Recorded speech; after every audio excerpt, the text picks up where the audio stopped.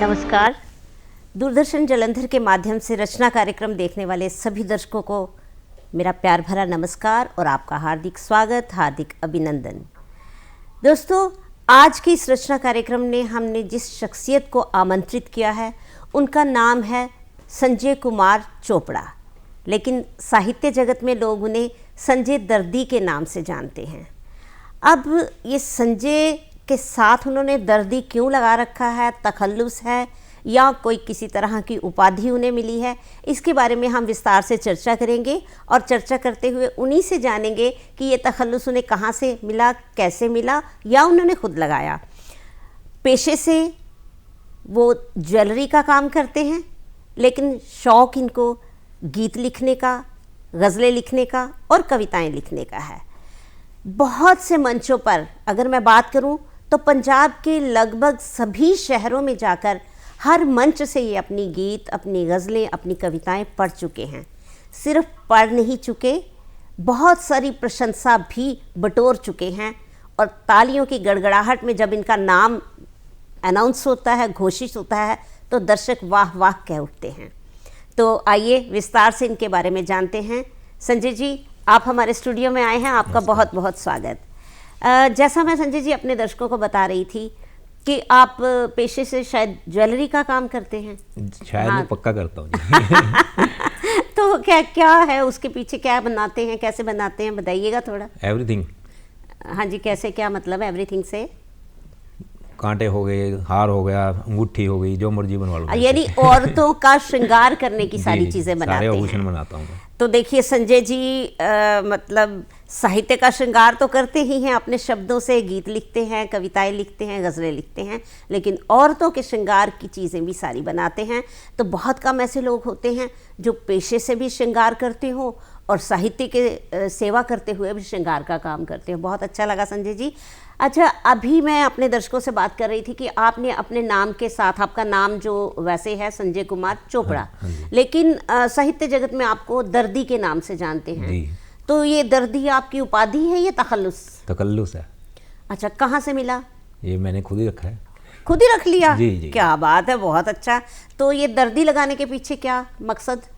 बस दुनिया में इतना दर्द मिले, देखा दुनिया को, दुनिया इतनी मुफलिस सी देखी, तो उससे जुड़ता गया।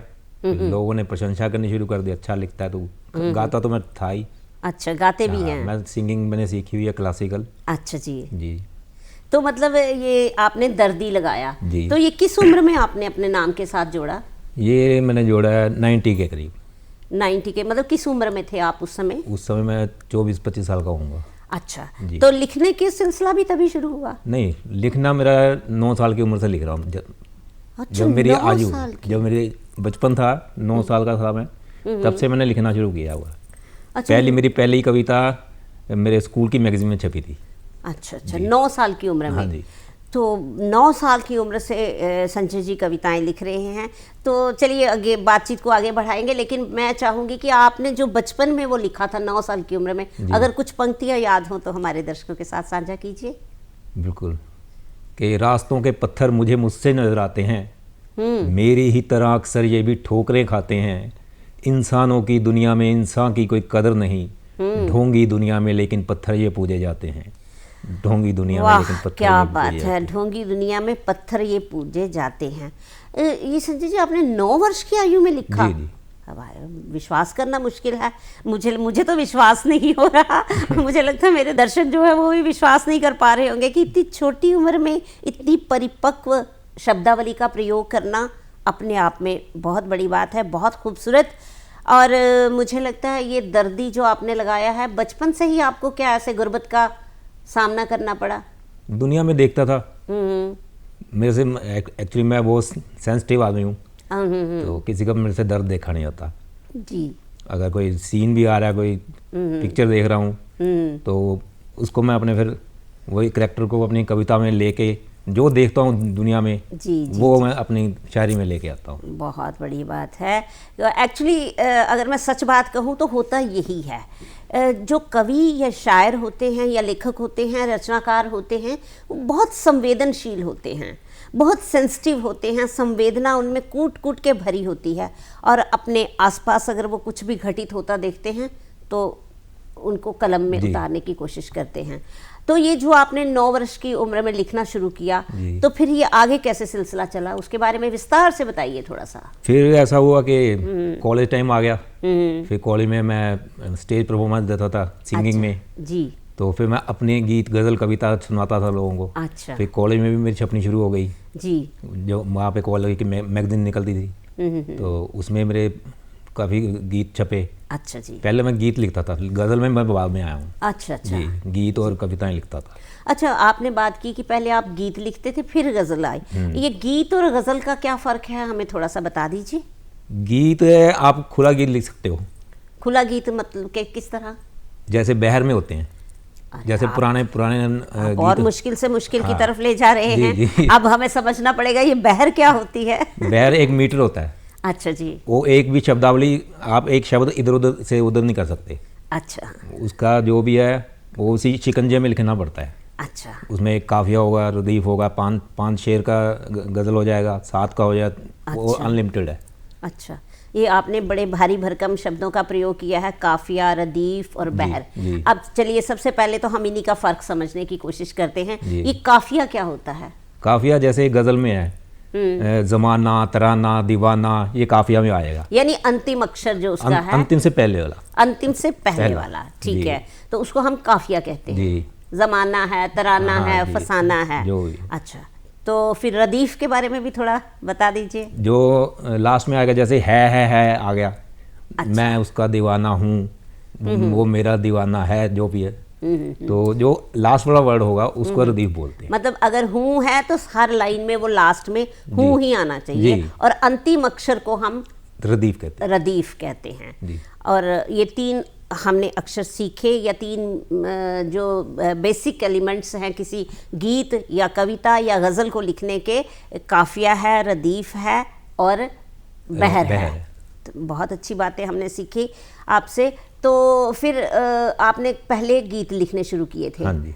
तो गाना भी तभी शुरू कर दिया? हाँ, गाना तो मैं 6 साल की उम्र से गा रहा हूँ। अरे क्या बात करते हैं संजय जी, आप लगता है कि एक के बाद एक हमें वो कहते हैं ना, जैसे मतलब अचंभे दिखाने हैं। 8-9 वर्ष की उम्र से आप लिख रहे हैं और 6 वर्ष की उम्र से आप गा रहे हैं। हाँ, मेरे तो गाने का सिलसिला अपने आप शुरू हुआ या कोई ये कुदरत की देन है? जी जी जी, माँ सरस्वती की कृपा है मेरे पे। अच्छा, तो मैंने किसी से लिखना नहीं सीखा जी, और मैंने पढ़ के सीखा है। यानी कोई गुरु धारण नहीं किया आपने? सिंगिंग में है मेरे। अच्छा, सिंगिंग में है। जी। तो ये गाने में कब आपने शिक्षा विधिवत लेनी शुरू की? ये मैंने ली है 2002 में। 2002 से आपने विधिवत शिक्षा ली? मैं गाता था पहले तो। हाँ जी। लेकिन फिर मैंने क्लासिकल सीखा उनसे। अच्छा, क्या बात है। और अपने ही गीत और अपनी ही गज़लें? जी। फिर मैं हारमोनियम भी प्ले करता था। ओहो, हाँ, हमें अगर पता होता तो हम हारमोनियम भी आज यहाँ मंगवा लेते। तो अभी आपने बात की है कि आप गीत और गज़लें अपनी लिखी हुई खुद गुनगुनाते भी हैं, तो क्यों ना एक अच्छी सी क्लासिकल जो आपने सीखा है उसकी कोई गज़ल अच्छी सी हमारे श्रोताओं के साथ साझा हो जाए। जी, ये मेरे पहली किताब आई थी कयास, उसी में से आपकी नकल करने जा रहा हूँ। जी।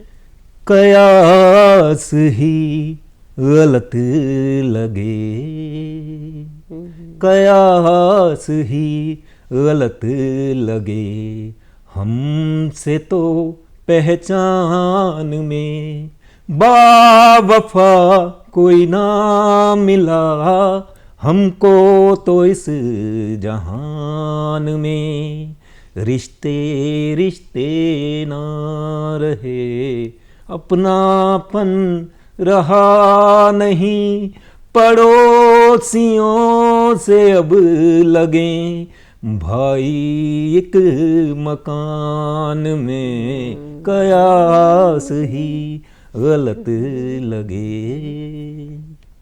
बहुत अच्छा शेर है, कुछ और थोड़ा सा और आगे हो जाए। और सुना देता हूँ जी।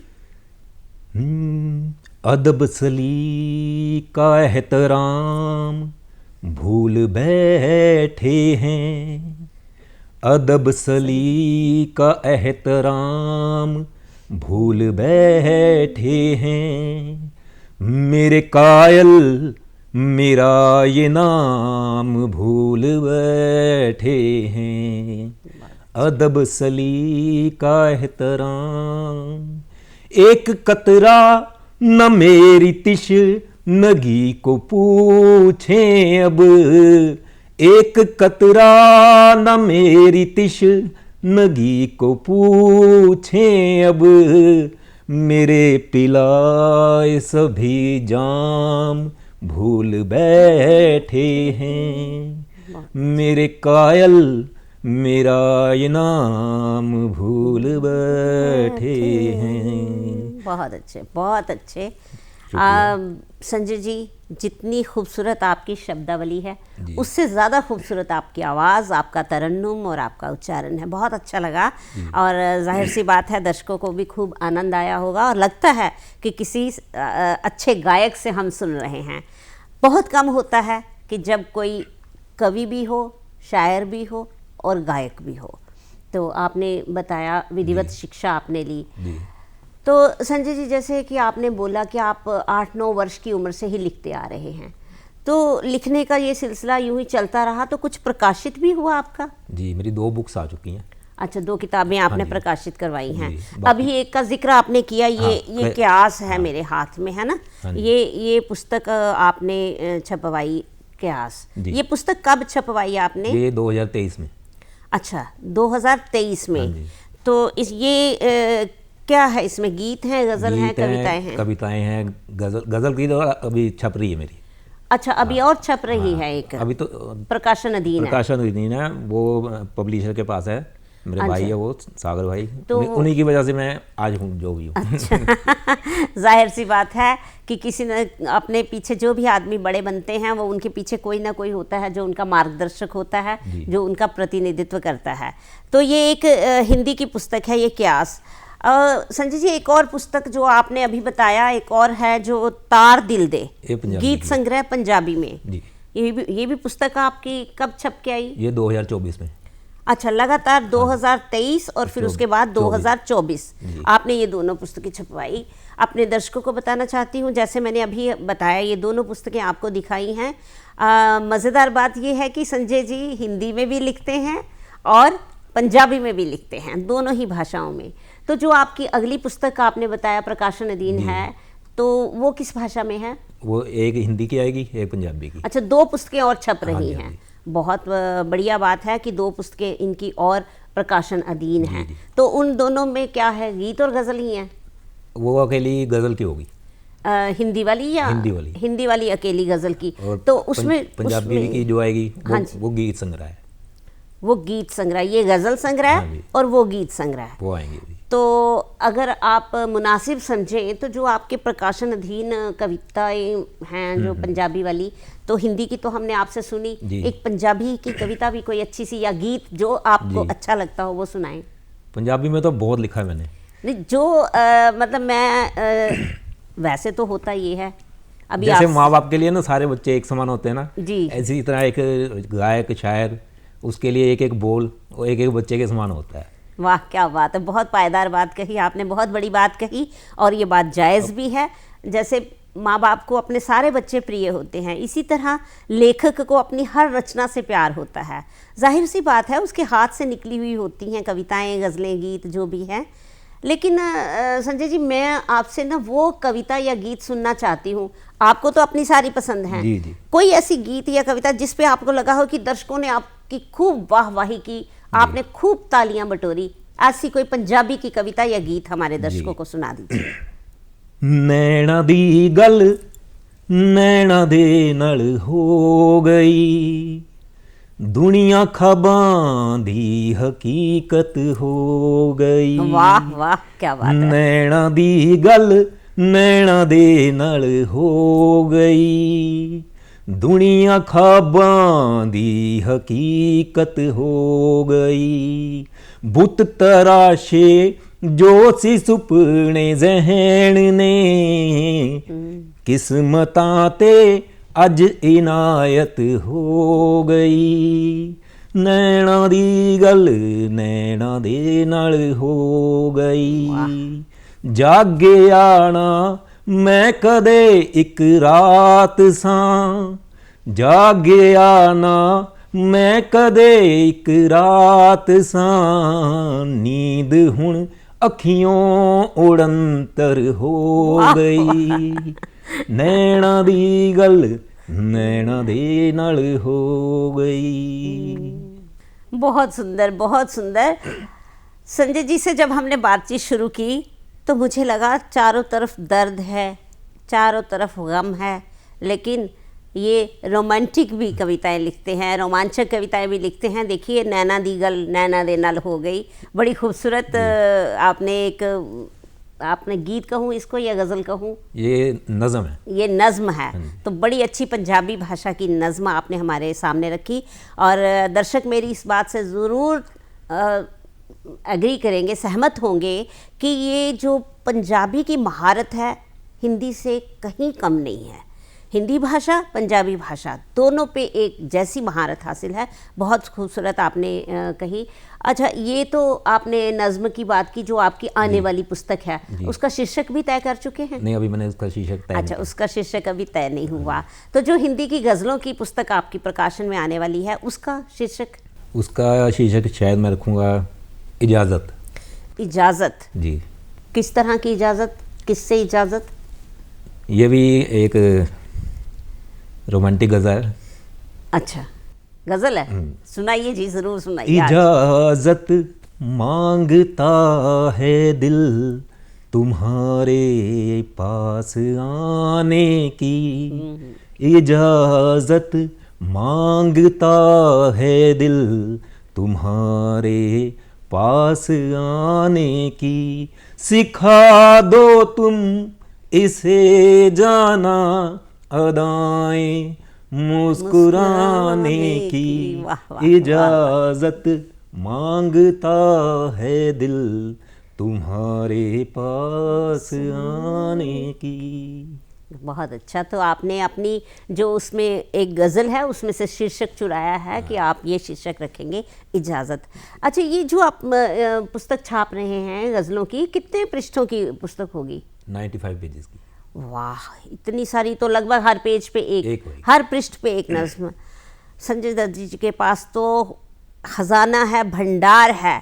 चाहे मैं गीतों की बात कहूँ, कविताओं की बात करूँ, नज़्मों की बात करूँ या गज़लों की बात करूँ, अथाह भंडार इनके पास छुपा है।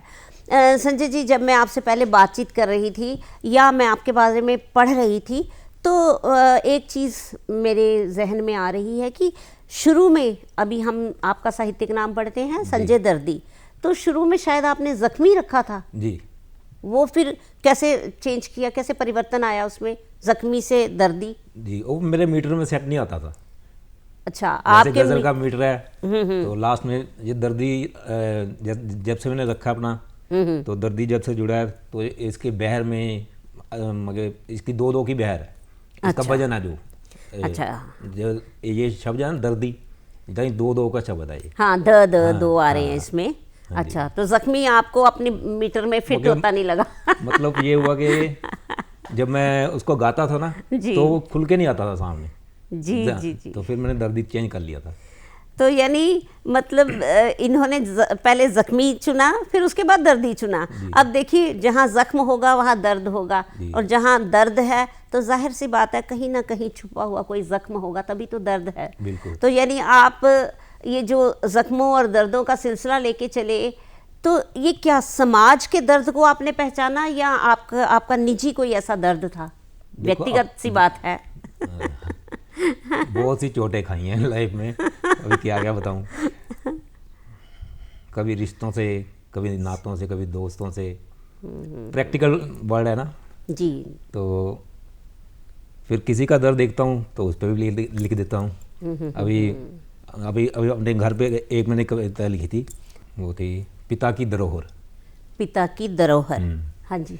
मेरे घर की दीवार कितनी पुरानी कि बारिश में छत से टपकता है पानी। वाह वाह। लपालप है सीलन से हर एक कोना, फर्श टूटे बिछता न जिन पर बिछोना, दीमक लगी है दीवारों दरों पे, टूटे हैं शीशे कई खिड़कियों के, मुरम्मत की फरियाद ये कर रहा है, मुरम्मत की फरियाद ये कर रहा है बूढ़ा मगर आज भी ये खड़ा है बूढ़ा मगर आज भी ये खड़ा है। न रंगवाया छत और दरों को है हमने, बड़ा तिल मिलाए लगा अब तड़पने, मुरम्मत मुरम्मत सदा ये पुकारे, ये अपने लिबासों को हर दिन उतारे, लगे हमने कर्तव्य ना है निभाया, इसे सालों से ना मुरम्मत कराया, न रंगवाया छत और दीवारों को हमने। बहुत अच्छा। तो ये एक घर की व्यथा, एक पुराना सा घर, जर्जर होता घर जिसके फर्श टूटे हैं, छत से पानी टपक रहा है, दीवारें सीलन से भरी हुई हैं, सामान रखने को कोई ऐसा कोना नहीं है जहाँ सामान सुरक्षित रह पाए। तो मैं समझती हूँ जो इनके नाम के साथ दर्दी जुड़ा है वो ऐसे ही नहीं जुड़ा इन्होंने। एक जो इंसान एक घर की व्यथा को इतने सुंदर शब्दों में पिरो सकता है, तो आप अंदाज़ा लगाइए वो एक मानव मन के व्यथा को किस तरह सामने रखता होगा। जैसा इन्होंने कहा कि आसपास भी मैं किसी का दर्द देखता हूँ तो मन तड़प उठता है। हालांकि हर शायर, हर कवि संवेदनशील होता है, हर लेखक संवेदनशील होता है, लेकिन जिस तरह से इन्होंने शब्दों में एक घर की व्यथा को पिरोया है, मैं समझती हूँ कि वो हर एक मन को कचोट जाता है। और सुनते सुनते मुझे लगा शायद मेरी आंखों में आंसू आ गए हैं, कहीं बह ना जाएं। तो घर की व्यथा मानव मन से कहीं परे नहीं होती है। और एक अच्छे शायर की, एक अच्छे कवि की यही पहचान है कि वो आपके सामने एक चित्रण प्रस्तुत कर देता है। आपने एक साक्षात संजय जी चित्र प्रस्तुत कर दिया एक पुराने घर का, एक बूढ़े घर का, कि किस तरह वो घर की छत टपक रही है, फर्श टूटे हैं, दीवारें सीलन से भरी हैं और मुरम्मत नहीं हो पा रहा। अब मुरम्मत क्यों नहीं हो पा रहा संजय जी ने बता दी। नहीं, इसको हम आपके व्यक्तिगत घर से नहीं जोड़ रहे। वो तो मैं किसी का भी देखता हूँ तो आ जाता दिमाग में यही लिखना है, कलम अपने आप लिखवाती है, कलम लिखवाती है। बिल्कुल बिल्कुल। और कलम में ताकत ऊपर से आ जाती है, दिल के करीब जाती है, तो फिर जुबान के जरिए वो कलम पे आ जाती है। जो भावना मन में आती है, मन से उतरती है, अंदर जाती है, अंदर से कलम पे आती है और कलम साक्षात कागज़ पे उतार देती है। बहुत अच्छा, बहुत खूबसूरत शब्दों में आपने संजय जी ये पिरोया। अच्छा संजय जी, एक बात मैं पूछना चाहती हूँ कि ये जो लिखने का था, जाहिर सी बात है जो आप ज्वेलरी का काम करते हैं, आभूषण तैयार करने का, हो सकता है वो विरासत का हो, लेकिन लिखने का काम आपका व्यक्तिगत था या भी विरासत में मिला? नहीं, मेरे पापा को बहुत शौक था। अच्छा जी। शायरी का। अच्छा जी। उनकी उर्दू फारसी बहुत बढ़िया थी। अच्छा जी। तो उन्हीं से मेरे को लिखनी नहीं आती, लेकिन मेरे को अल्फाज मालूम है इनके, मीनिंग मालूम है इनके सारे। बहुत अच्छे। तो यानी इनके पिताजी लिखते थे या पढ़ते थे और इनको ये लिखने की कला या जो उन्होंने शायरी की, गज़लें की, गीत लिखी विरासत में मिली हैं। बहुत सी चीज़ें होती हैं जो हमें विरासत में मिलती हैं, लेकिन हमारा व्यक्तिगत हुनर उसमें अपनी महारत डाल देता है और वो चीज़ और ज़्यादा अच्छे से उभर के आती है, और ज़्यादा खूबसूरत तरीके से निखर के आती है, जैसे हमने संजय जी के गीतों में, गज़लों में, नज़्मों में देखा। संजय जी, आपका भविष्य उज्जवल हो, आप इसी तरह लिखते रहें और बहुत सी पुस्तकें प्रकाशित होकर हमारे सामने आएँ। आप हमारे स्टूडियो में आए, आपका बहुत बहुत धन्यवाद। शुक्रिया।